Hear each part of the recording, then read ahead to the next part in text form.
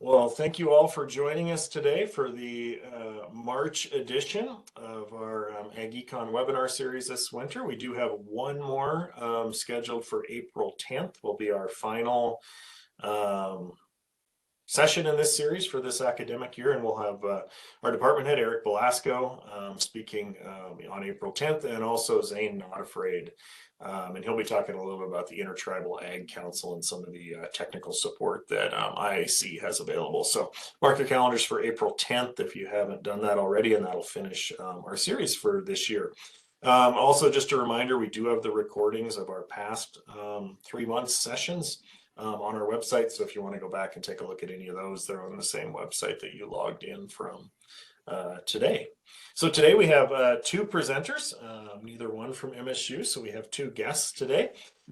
So we will start here with Madeline Mason, and Madeline is an economist with NRCS, and she's based here out of the Bozeman office. So she's going to talk to us a little bit about kind of the role NRCS has in achieving climate resilience. So Madeline, I'll turn it over to you, and I'll encourage everybody to send in questions via chat, or at the end of her presentation, I'll encourage you to ask questions audibly too, if you'd like to. So it's all yours, Madeline. Thanks, Joel.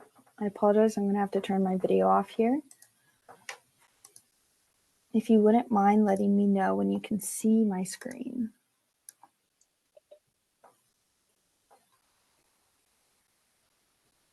All right, it looks good on my end, Madeline. Great. Well, good afternoon, everybody. My name is Madeline Mason. I'm the economist here at NRCS Montana. I work out of our state office here in Bozeman. So today I'll be going over some of our climate mitigation activities that are funded through the Inflation Reduction Act. So I'll run through some background on NRCS first, in case you are not familiar, before kind of jumping into the main topic. Starting out with a little bit about myself. I started this position about a year ago now. I graduated from Colorado State University with a degree in environmental and natural resource economics.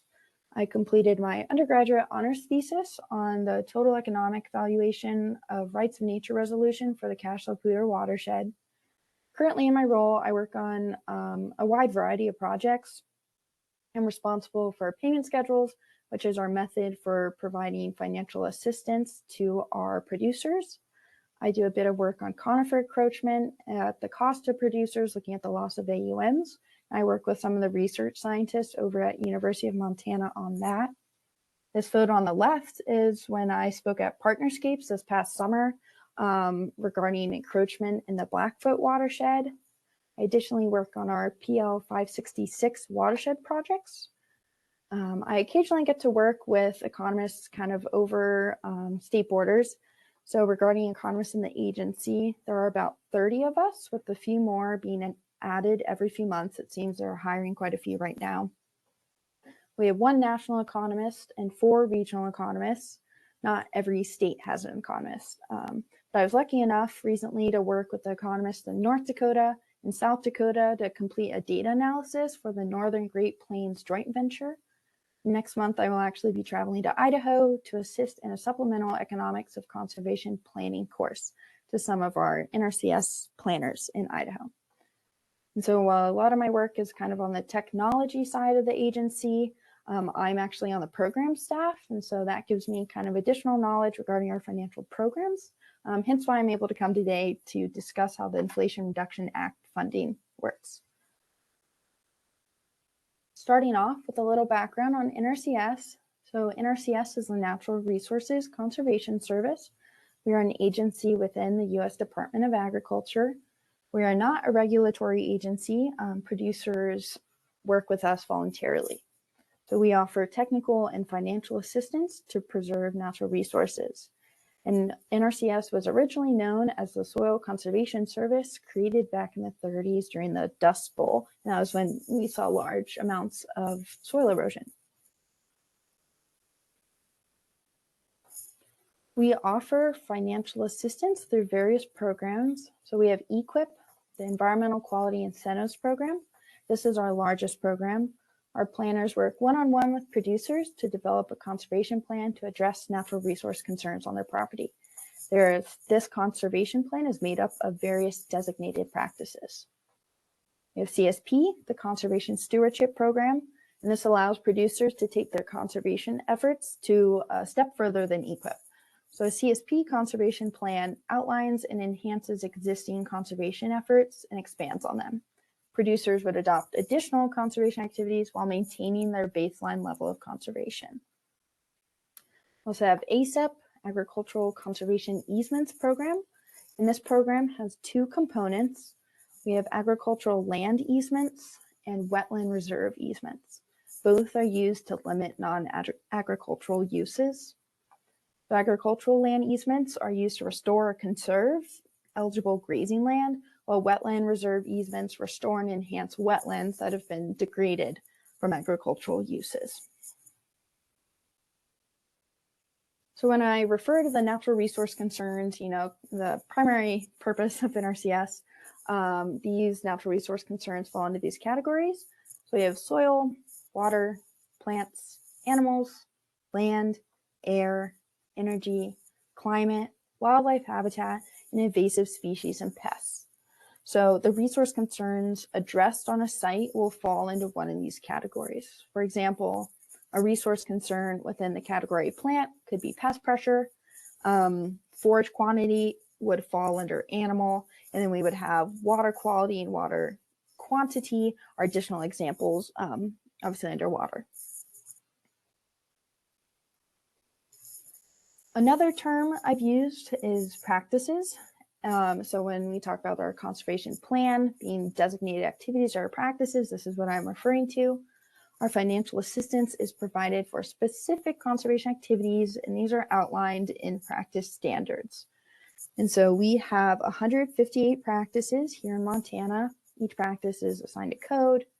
Some examples of these, we have cover crop 340, fence 382, irrigation pipeline 430, etc. And these can all be found if you just Google, honestly, NRCS Montana, and you can have a look at all of our practices offered in the state. So here in Montana, we implement EQIP, the Environmental Quality Incentives Program, a bit differently than other states do. As far as I'm aware, I think only Oregon is another one who implements a similar process. We use a focused conservation strategy to spend our EQIP funds. And so what that means is that NRCS convenes with local working groups to gather input from farmers, ranchers, and other members of the community. And so this input contributes to a local level long-range management plan, and these span 5 years. And this method offers a landscape scale approach to conservation. So to add a bit more context, here's a map of our service centers. Each differently colored sections, so we have like the blue, gray, white, and yellow, are our 4 service areas. Out east is the Miles City area. Here in white and Bozeman, we are in the Bozeman area. West in the blue is the Missoula area. And then north in yellow is the Great Falls area. The black squares you can see are where our field offices are. And we have a field office in each county. And so these are ultimately the staff members who work one-on-one with producers. And then, so these are ultimately the ones that are creating those local working groups and meeting with the producers and community members to kind of get that feedback. So again, the local working group meets together. Our NRCS employee would take this feedback and creates the local long-range conservation plan. And this outlines most, if not all, of the potential resource concerns and what the community's long-term goals are. These local level long-range conservation plans are then used to create targeted implementation plans, also known as TIPs. So these TIPs target clearly defined natural resource goals that are identified in those long-range plans. So again, that comes directly up from the producers to what natural resource concerns they would like to see addressed, and that we then provide financial assistance for. So TIPs cover a specific geographical area. And so here's a map of our TIPs in the state. Each of these different colored shapefiles is a different TIP boundary. The brown is not all one. That should actually be 3 different ones in each area. The producer's land must be within a TIP boundary to be eligible for an EQIP contract under that TIP. And so specifically their land, they have to have 51% of the land they wish to be contracted within that TIP boundary. And so the targeted implementation plans allow us to have a wide variety of resource concerns across the state, rather than just having a few resource concerns prioritized for the entire state. Montana is diverse in agricultural production, as well as resource concerns. And so the TIPs allow us to be a lot more site specific in what we are addressing. So here's an example, and I took this directly from our website. And so if you go to NRCS Montana, you're able to look at our TIPs by county, and it will pull up a page with a TIPs project description. And so this is the Rooting for Soil Health tip here in the Bozeman area. This is on that map we're looking at, one of the larger brown shape files. And so this is one of our larger tips actually in the state, covers quite a bit of counties. You'll see just drop down from the county is a primary resource concern, which is naturally available moisture use. And again, that comes from the long range plan that is developed from meeting with those local working groups. So this comes directly up from the producers in the area. Time frame for this was fiscal year 2023, so last fiscal year through fiscal year 2027. And this tip is made to incentivize the implementation of a variety of soil health practices. And so they list soil armoring, reduce disturbance, maximize diversity, and maximizing living root. And within those, if a producer is eligible, so again, if the land falls into this TIP boundary, then they could then contract and get financial assistance for any of these practices listed at the bottom here. There's soil health testing, residue and tillage management, conservation crop rotation, cover crop, nutrient management, and conservation harvest management. And again, this is just an example. We have 100+ tips across the state. We do not cover tips across the state as a whole, so there could be some areas where a producer is not eligible for EQIP, but we do have quite a few options still. So with that background in mind, kind of getting into some IRA information. IRA is the Inflation Reduction Act, which is part of President Biden's Investing in America agenda.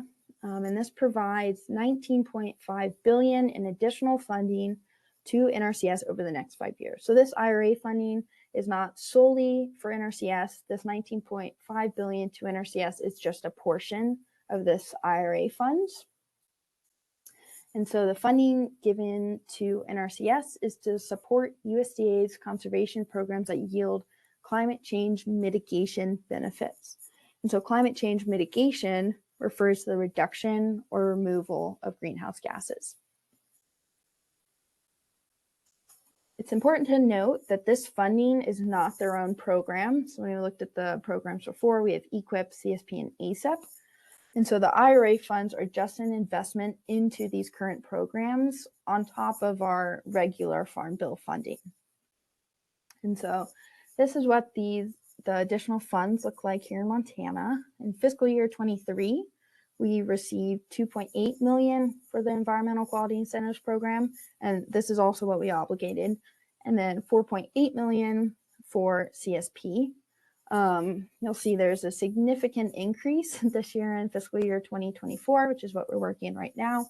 EQIP received almost $28 million, and CSP received $13.5 million. And I do not have an exact number for fiscal year 25, but it is projected that we will receive even more funding through IRA than we did this fiscal year.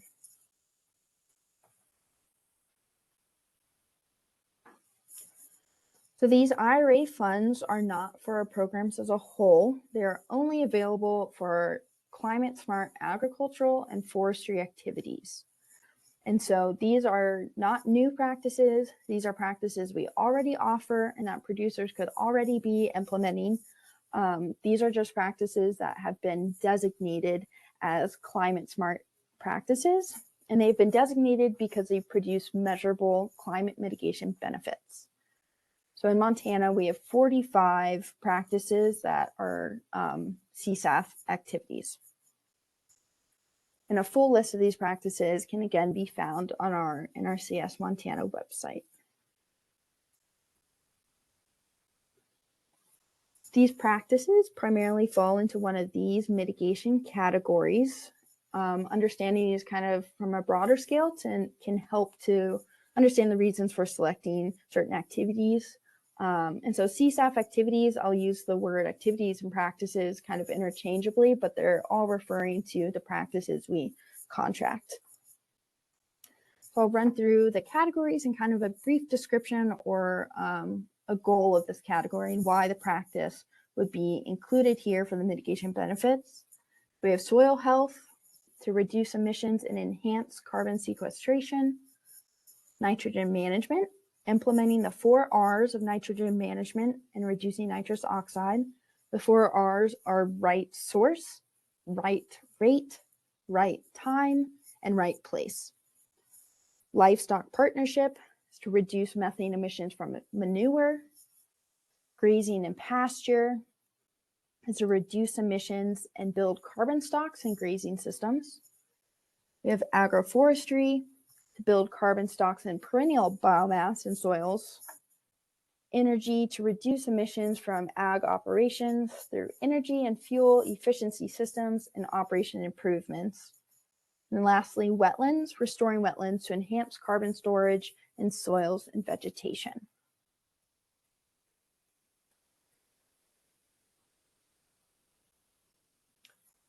So as I mentioned before, the practices eligible to be deemed climate smart are deemed climate smart because they have measurable benefits.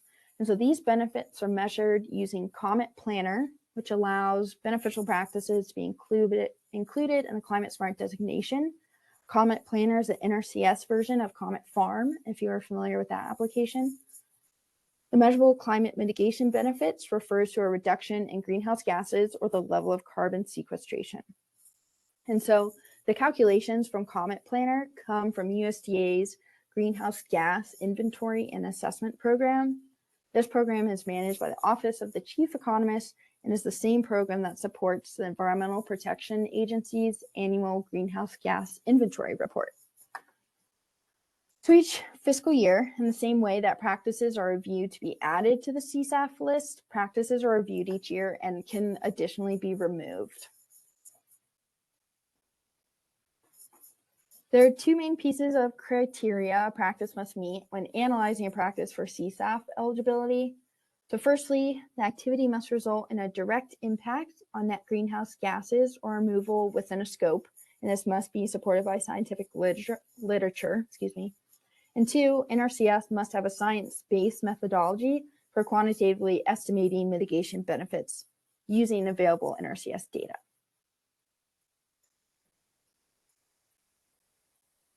So as I mentioned before, Montana, we put our EQIP funds through TIPS.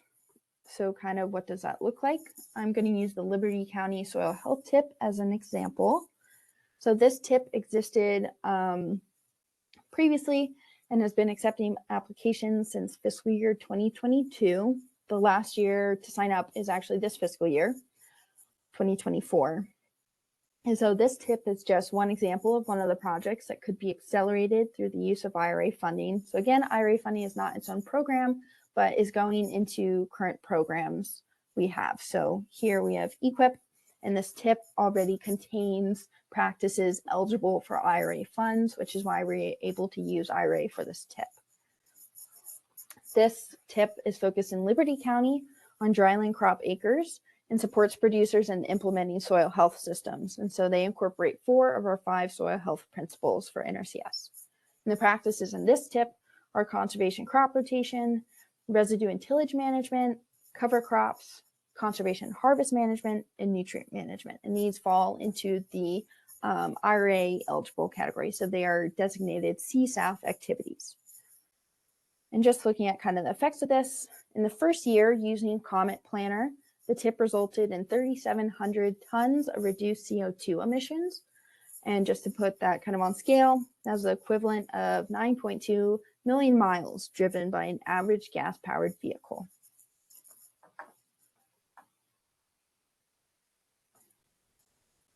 So just restating again that IRA funds are investment into our current programs. And so just as historically, we've worked with our producers to address kind of these natural resource challenges using the best available science, we're doing the same with the challenges presented by climate change. So the same way we have planned practices and gone through the planning practice to address other resource concerns, such as looking at soil erosion or improving wildlife habitat, we are planning practices to help our landowners play a role in climate change mitigation. However, many of our practices also play a role in adaptation as well.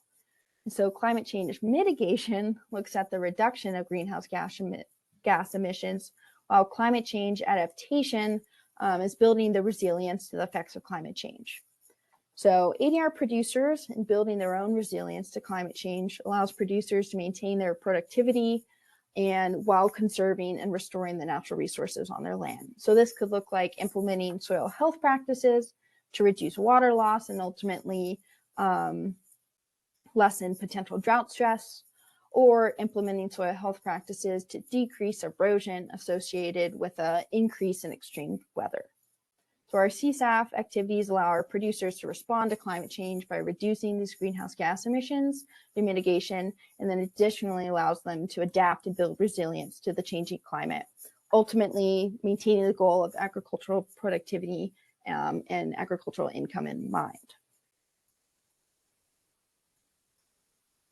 That is what I have today. I listed my email on the slide here, so if you have any questions, I can definitely either point you in the right direction if they're more programmatic, or answer any kind of economic questions you may have. But thank you.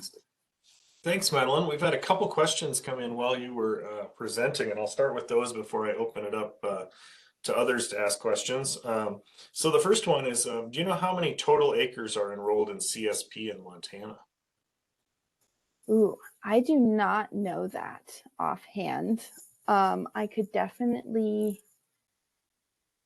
I don't know how I'd get you the answer if I look it up after, but I'm sorry. Those are kind of some of those programmatics where I am in programs, but I'm not necessarily working with these programs every day. And this one might be, again, a little bit outside of your main area, but how long does it take from when you walk into the office with an idea that's eligible for EQIP to finish the process? Do you know how long that takes? So actually this year they implemented Act Now, which is a program and it's supposed to kind of speed along the process. And they tell producers that it essentially, you would walk in, put in your application, and you could be ranked and pre-approved within the month. And so obviously that comes down to our field staff's work level, but that would ultimately be the goal. And so I think the ranking deadline has passed, but ultimately, so that pre-approval would happen within the month. And then they would be getting contracts obligated around late summer. All right, thanks. So the other question that came in before I open it up here was we had this increase in funding available for EQIP. How many more years is that higher level of funding approved for? So that's just for 5 years. And so that was starting in fiscal year 22 or 23. And then these funds will have to be used and those contracts will have to be finished by 2031. Okay. So relatively short timeline in some sense for spending that. So. Yeah. All right, well, let me, folks, if you'd like to unmute and ask a question, or if you want to type one into the chat window, now is your chance.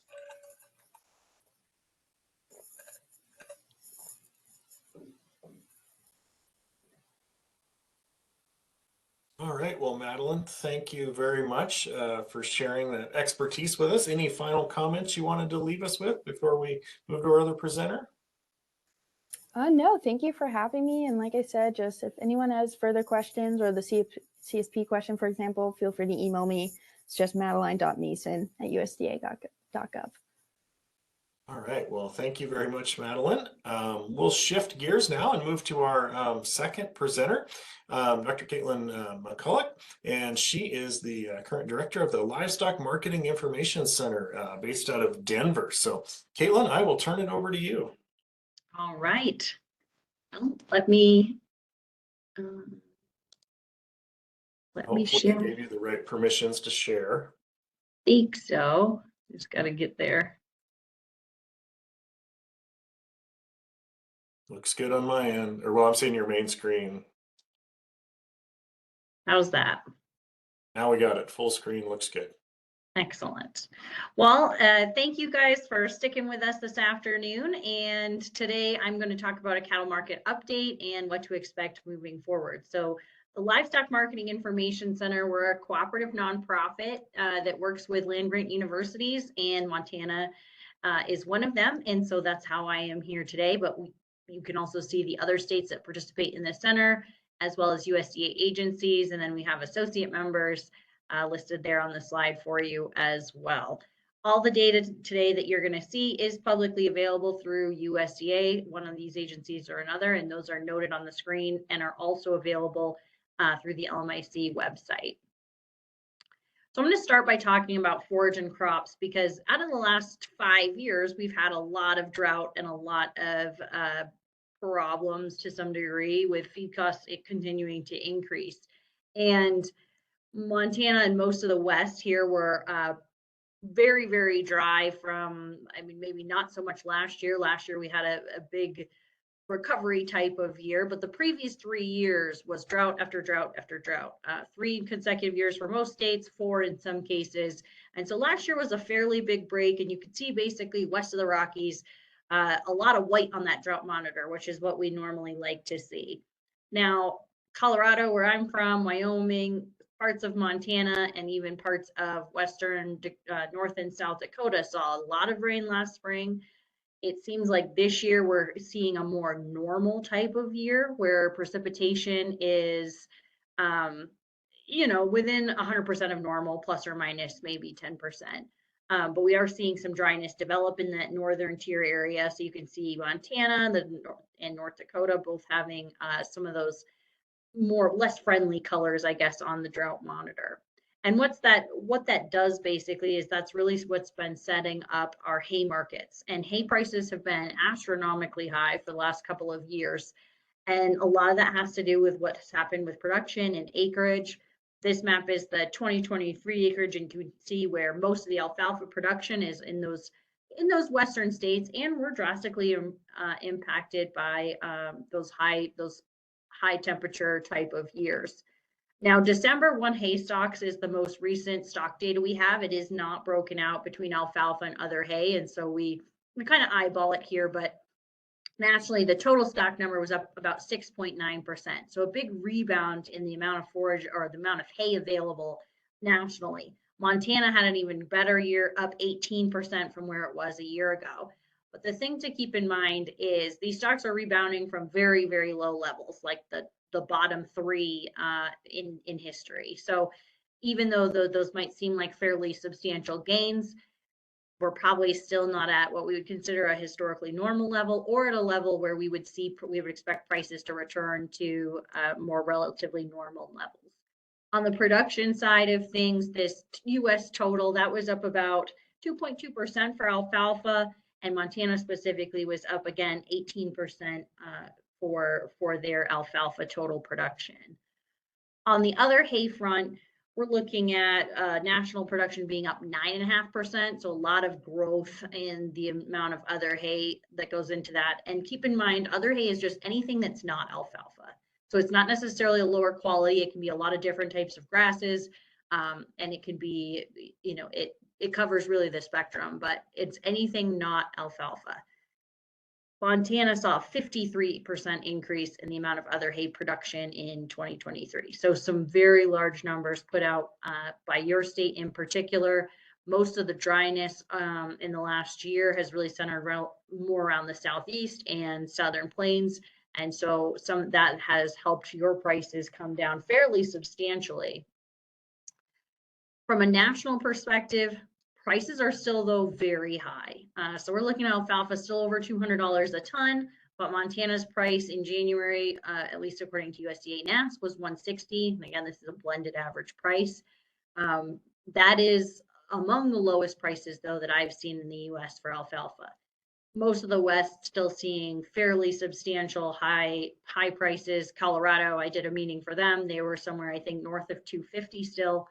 And so for livestock producers, this isn't necessarily a great number from a national perspective, but at least in your area, they're seeing some relief on the price front.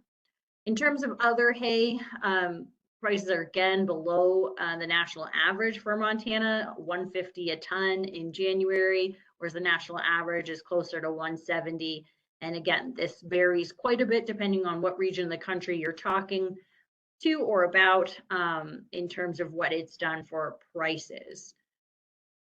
And that's really impacted kind of where the cattle cycle has gone. So the big question last year was, even if producers wanted to add cows, could pastures handle stocking density? Was there enough supplies on hand? If you did need to add supplemental feed, if you needed to buy feed, was it available? And those questions largely came out that producers were uncertain enough about the future that they were not able to necessarily grow the cattle herd as of January 1, 2024.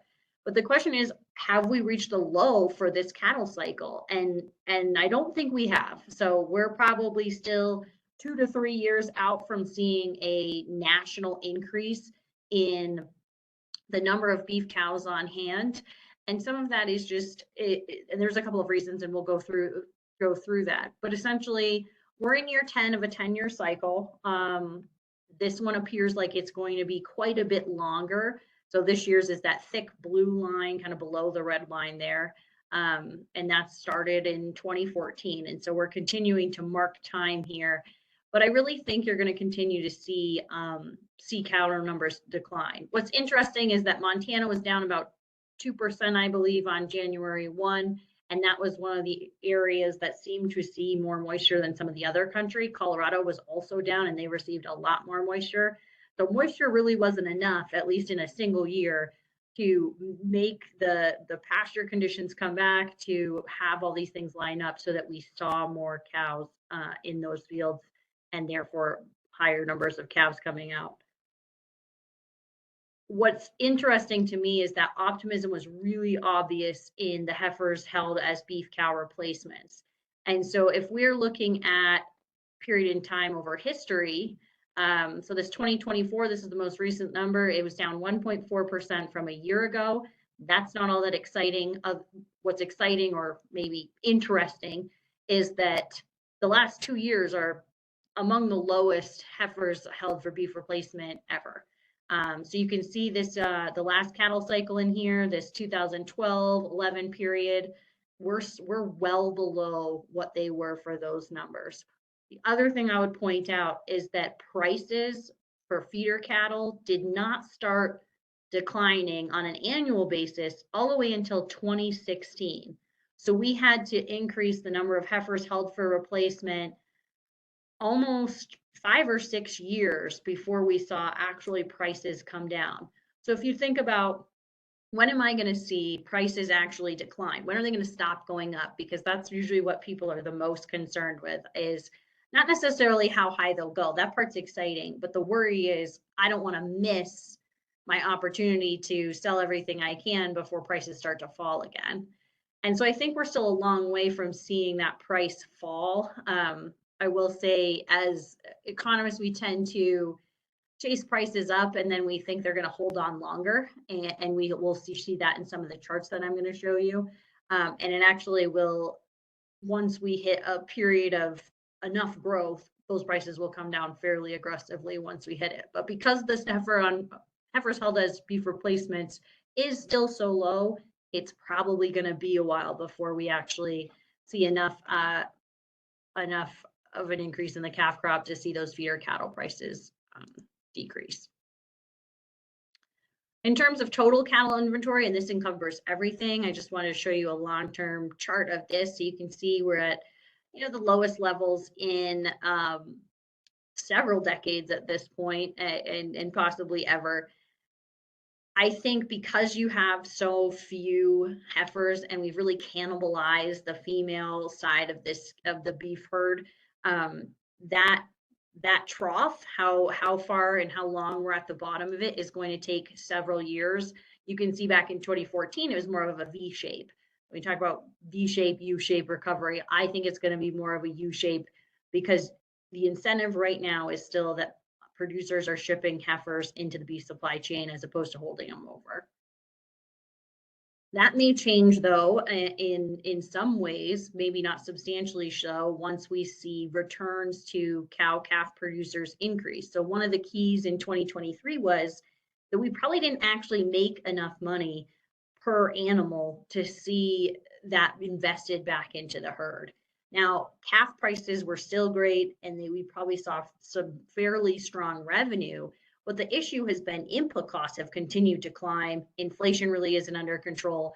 If you think back to what hay prices have done, what labor costs have done, what fuel costs have done, interest rates is probably the bigger one I hear about.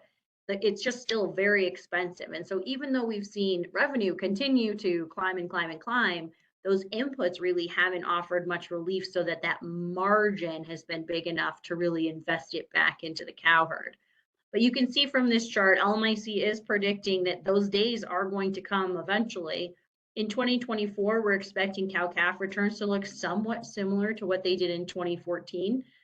So fairly good, so some of the best probably in most producers' lifetime, and that by 2025, we will probably outpace that.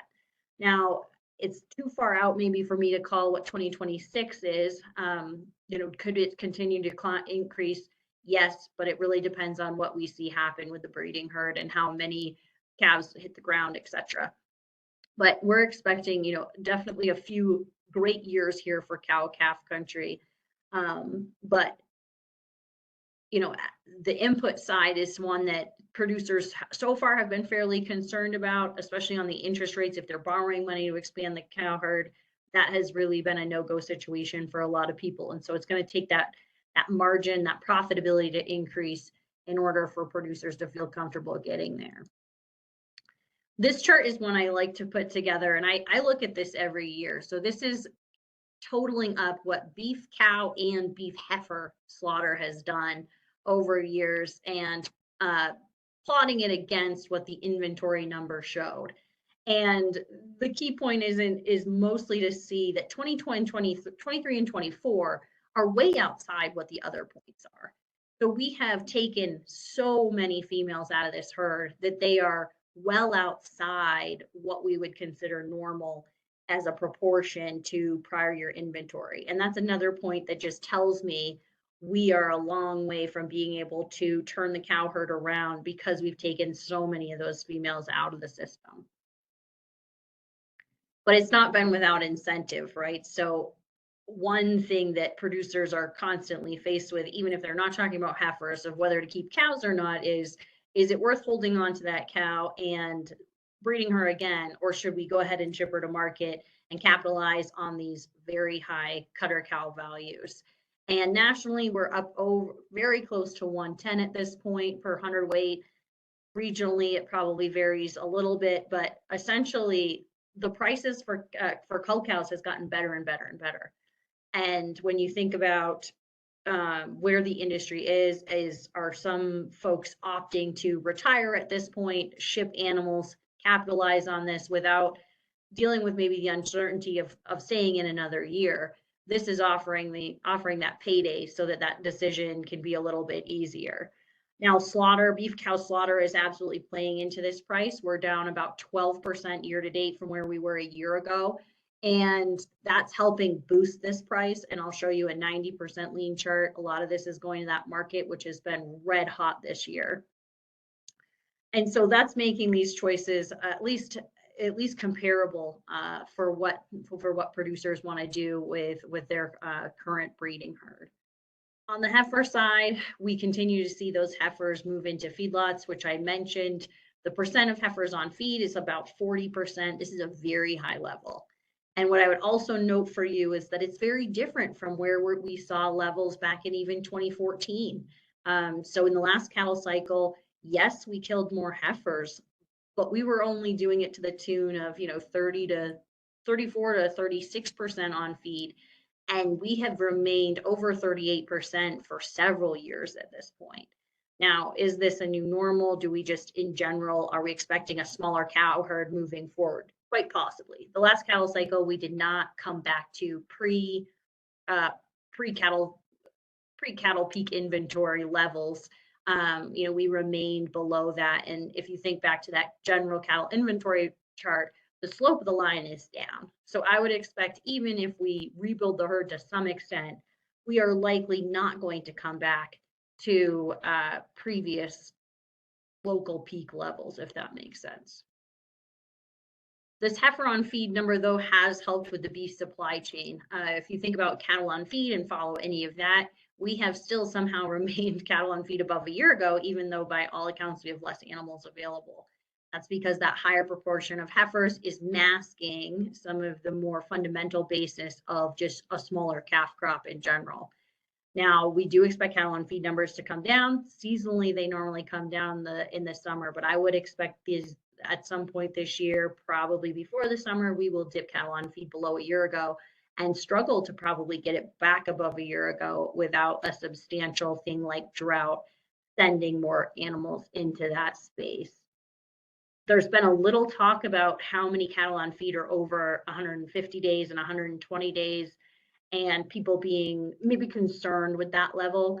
I'm not terribly concerned. We have seen slower slaughter rates, and packers are managing their side of this equation too to keep box beef at a level where they're still profitable. That does impact how many cattle they're willing to buy from the packers. But additionally, in this type of environment, you do tend to see cattle feeders putting more weight on animals, and usually that takes more days on feed. And so this isn't all that unexpected. Weights have crept up a little bit. I think for an annual average, at least earlier in the year, we were well above a year ago. Those have normalized a little bit, but we're expecting generally dressed weights to increase, 1 to 2% this year fairly easily. And the way they're going to do that is continue to build that inventory on feed a little bit longer. In terms of feedlot placements, January was well below a year ago. This was a lot to do with weather. We wouldn't necessarily have expected this just based on the cattle inventory fundamentals to be this low. February is going to be a rebound month, as a lot of those feeder cattle moved just later in the month. Analysts like to look at it on a calendar month. That's not how cattle move, right? They move when they're ready and when the logistics can work out. And so if you look at the 2 months together, January and February, you're probably going to be very close to a year ago in terms of what placements have done. But moving forward, less cattle available to place on feed, we would expect that number to generally be on the lower side of a year ago, but there may be just pockets where you see things increase. May can sometimes be a very volatile month depending on what's going on with wheat pasture in the Southern Plains. And then obviously in the fall, we see placements go a lot higher, as most of the US is going to be marketing calves in the fall. In terms of annual average prices, and we do focus on the Southern Plains for what our price is doing, and so just keep that in mind on this chart. We obviously have prices moving higher than where they previously peaked in 2014 and 15, but you can see that on the chart that they kind of had this plateau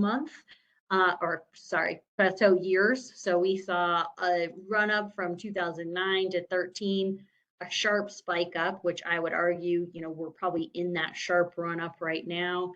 And then things kind of slowed down. So the rate of increase may not be able to continue quite as aggressively as it has. And that's what I have in my forecast. There does seem to be a limitation there in how fast things can really continue to climb.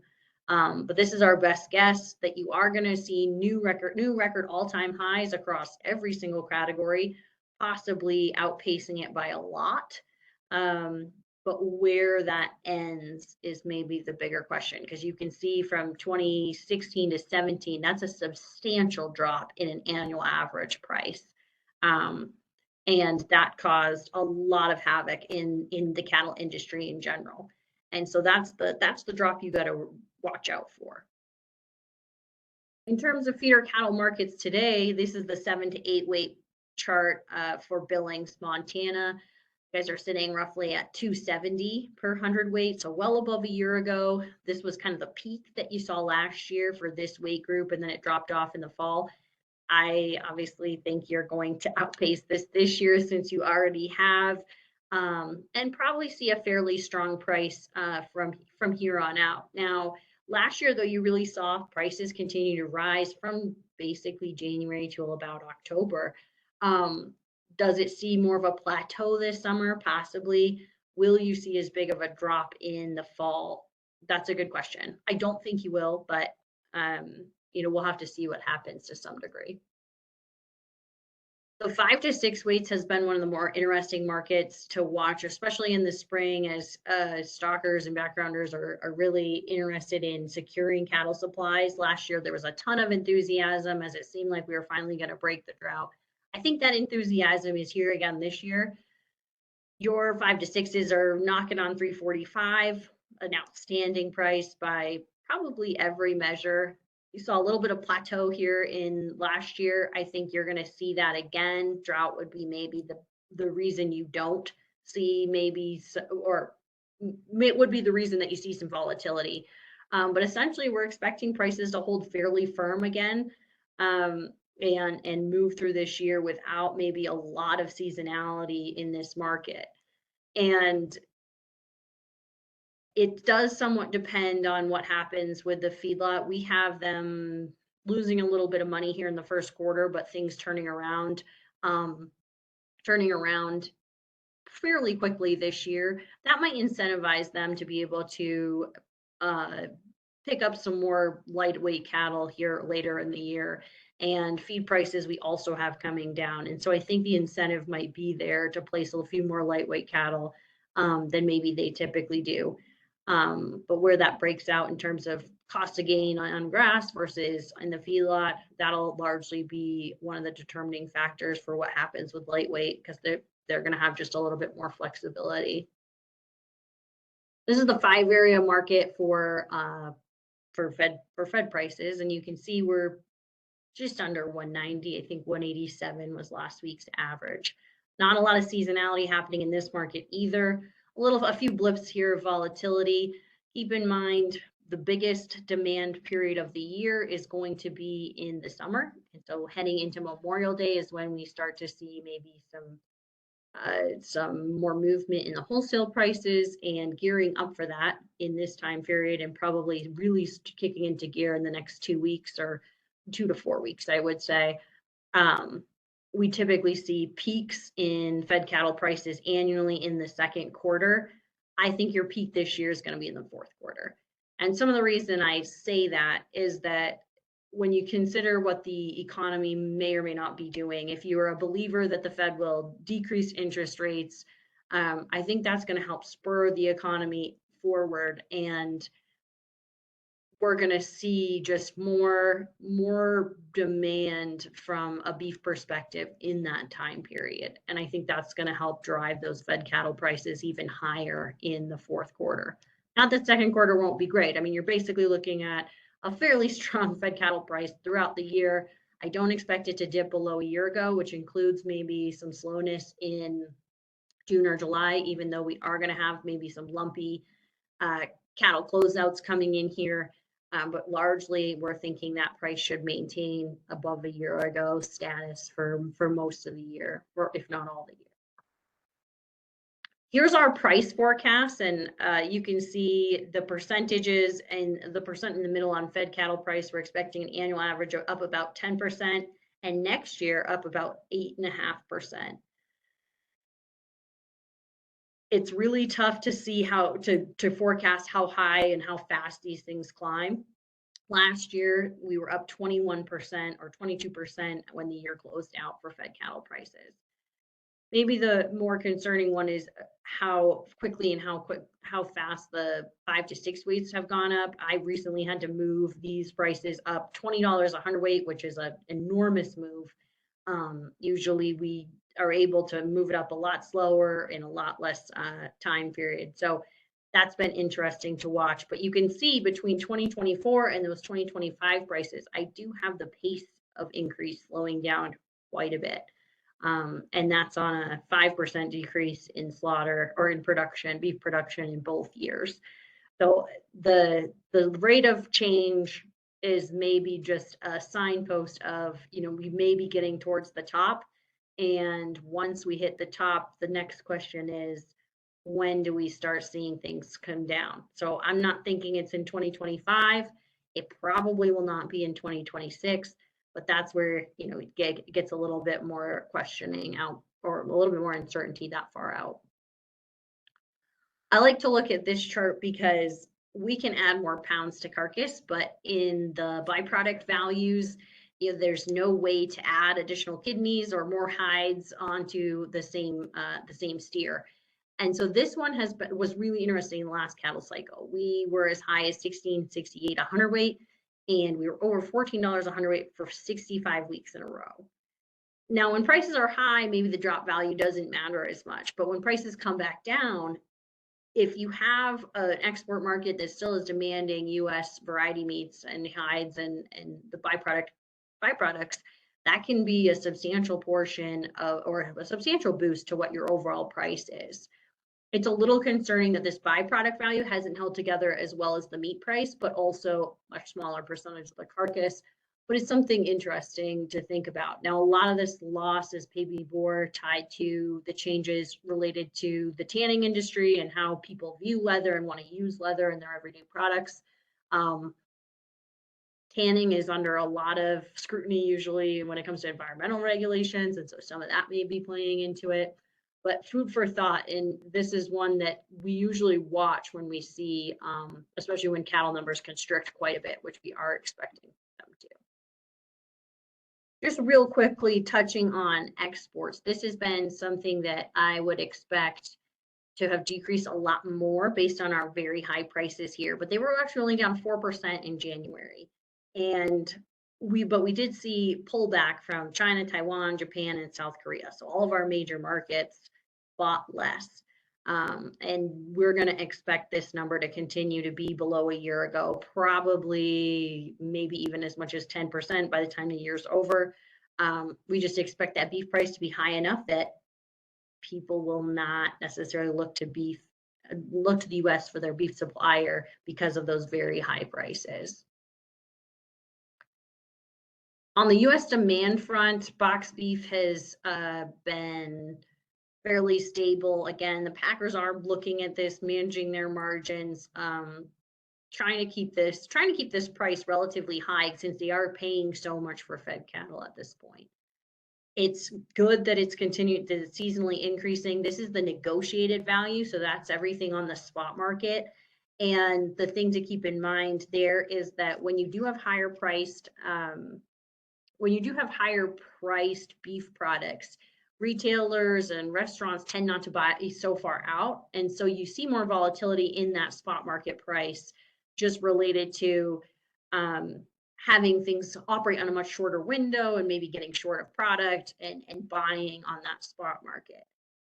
The spot market volume has been up so far this year for the most part. The forward volume, so any of those contracting ahead, has been down substantially, somewhere between 25 and 35% week over week.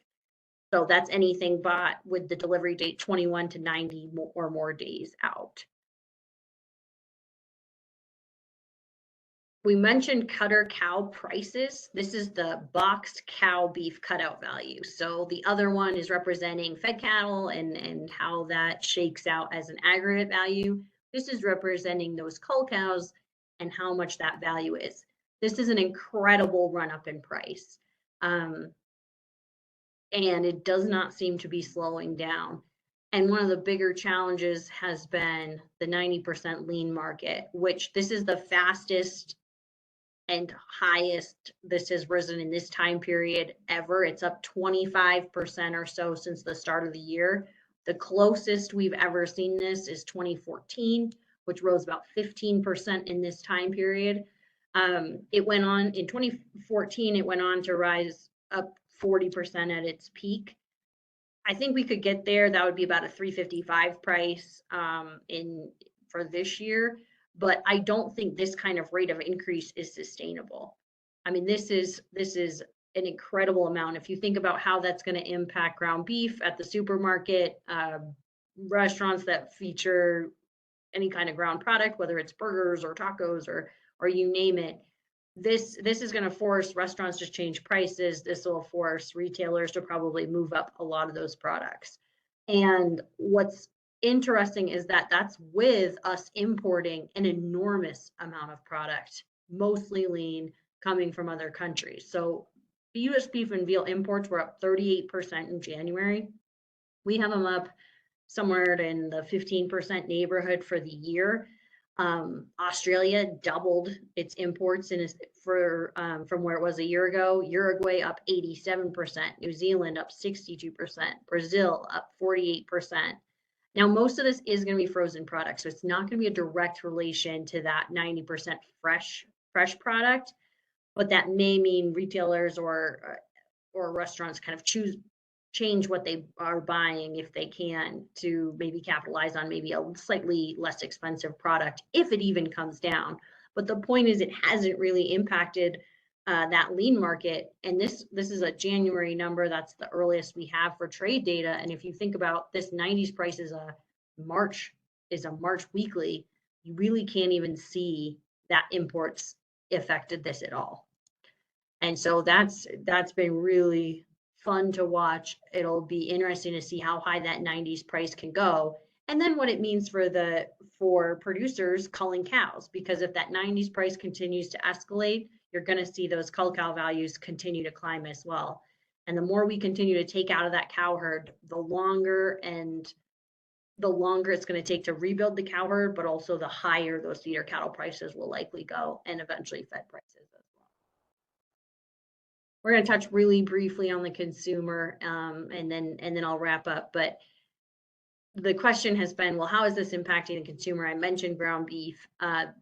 These prices are put together by USDA ERS, and it's an all-encompassing product, right? We all know that beef price is not beef price. There's all these different products that feed into it, as well as qualities and different consumer choices and preferences that feed into that. But essentially what this is looking at is, this is a snapshot of where the retail price is. And it's just under $8 a pound. And that is very close to a record high, an all-time record high. But what you'll notice is people continue to pay it. And we haven't seen consumers on the beef side substitute away as much as we thought they would. I'm sure there has been some changes in the types of cuts they've bought, or maybe the volume, but the beef demand continues to be strong. It might not be as strong as it was a year ago, but it is really strong still compared to history. If you compare that to pork and chicken, we've actually seen their retail prices come down. And it does seem like there's maybe some anecdotal evidence that consumers are not choosing those products as much as we maybe historically thought they would as an alternative for center of the plate. Excellent news for the beef industry. Hopefully we can maintain it. But at some point, probably you do see more weakness in this retail space as consumers maybe start to push back. But I don't know at what dollar number that is, because I would have said it should have already happened. And so, this doesn't necessarily include features or specialing activity. Sometimes retailers can help consumers make those choices a little bit easier depending on what specials they have going on. But this is as a general sticker price, beef is still very expensive. And even though pork and chicken have come down, it doesn't necessarily mean that we've seen a lot of substitution into those other proteins. And with that, I will turn it back to Joel and take any questions if there's time. There is time, and we've got a few minutes. So two questions came in while you were speaking. One came in before you kind of addressed it, so you might have already covered it, but we'll start with the first one. What do we know about inventory numbers in Mexico and Canada for their beef herds? So it's definitely a tale of two countries. The Canada herd has been declining just like the US herd. Obviously, both those herds are a lot smaller than the US in general. Canada, though, has seen decreases in its cow inventory, but also reductions in its feedlot capacity as well as its slaughter capacity. Generally speaking, their cattle on feed numbers are below a year ago. They're in a contractionary phase, but they're also kind of in a long-term trend phase, just like we are in terms of overall lower cattle inventory.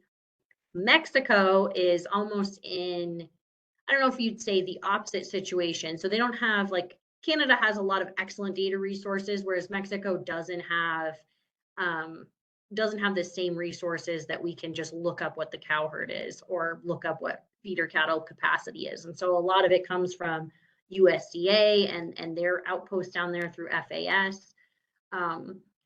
But generally speaking, like, I went to Mexico before the pandemic, I think it was in 2019, and they're really gearing towards becoming a beef exporter. They are increasing slaughter capacity. They are increasing feedlot capacity. They're focusing on genetics that are, that's appealing to the rest of the world in terms of a beef quality product. And it's going to be interesting to watch that develop. And also, we've seen slight changes in trade flows between the US and Mexico, and in that it's maybe being masked a little bit by our high cattle prices. They can ship them here and get more money, but before that, it was looking like maybe they were going to start sending a few less feeder cattle. I still think the US is a primary market, and also depends on where they are in Mexico, right? Where those feeding regions are versus where the border is, and how those logistics work out. But essentially, my understanding is that they are working towards expanding sort of their beef production and beef supply chain with the desire to become a net beef exporter. What does that mean? What the size of their cattle herd is, I don't know. But that's kind of the trend that we're going to be looking towards, is probably some growth, depending on where market fundamentals allow that to happen. The caveat, though, is that Mexico will have to buy most of its feed. So the US, maybe instead of a primary cattle trading partner, becomes a primary grain trading partner to allow some of those things to happen. Obviously, they could buy it from other places as well, but between our free trade agreements and other things, I think we're likely to benefit on that side as well. All right. I'll give you one more shot at this one. I think you already covered it pretty well. But it just said, with rising beef prices, are we seeing consumers shift to chicken? Not to the degree we thought they would. Not that they're not, maybe, but so the monthly price I showed you is an aggregate, and wholesale chicken prices have really been abysmal for about the last year and a half. And some of that was related to production increases, but the profitability really hasn't been there. And some of that is because they haven't been able to increase the retail price as much as they maybe needed to. And you haven't seen things like, usually when the Super Bowl comes around or football season, you see these boosts in wing prices, and that didn't happen. And so there's some questions on whether it's all fundamental related, if it's pricing strategy related, or if consumers really aren't as interested in chicken as maybe they were. I don't think chicken's ever going away. I mean, if you look at per capita consumption calculations, we tend to eat more chicken every year. But I don't think it's as obvious as we thought it would be to see beef go up and then beef prices go up and then chicken consumption go way up. We haven't seen that kind of sharp relationship that we maybe thought we would. It probably is happening to some degree, just maybe not as strongly correlated as we expected. All right, and one more question came in while you were addressing those two. So it says, in Montana, we've seen our small scale meat processors expand over the last few years. Is that happening across the country? I think with the new government dollars, there was a lot of ideas and incentives to do those things. It's tough for me to know how many of those plans actually made it into actual processing. But I think you brought up a good point that a lot of these were existing processors that added capacity as opposed to new processors that are starting out. And I do think expanding capacity seemed to anecdotally be more successful than maybe breaking new ground, getting additional capital, etc. Some of these are still in the planning phases and they still might come under construction and succeed. But I think the dollars that were given were used in some pretty creative ways, and I think some of those were successful. But to what degree, I can't really speak to. All right. Well, thank you. Let me open it up now. Is there anyone that would like to ask a question?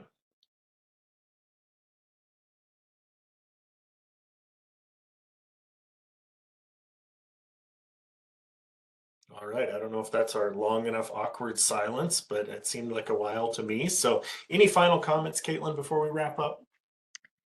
If anyone has any questions that they want to email me, Joel has my contact information, and feel free to reach out anytime. Because again, Montana State University is a member, and we're happy to address any concerns you guys have. So thank you so much for spending some of your afternoon with me. All right. Well, thank you, Caitlin, and thank you, Madeline, for sharing your expertise with us today. And for those of you that are attendees, April 10th will be our final webinar in this series. So enjoy your afternoon, everyone. Thanks, Joel. Thank you.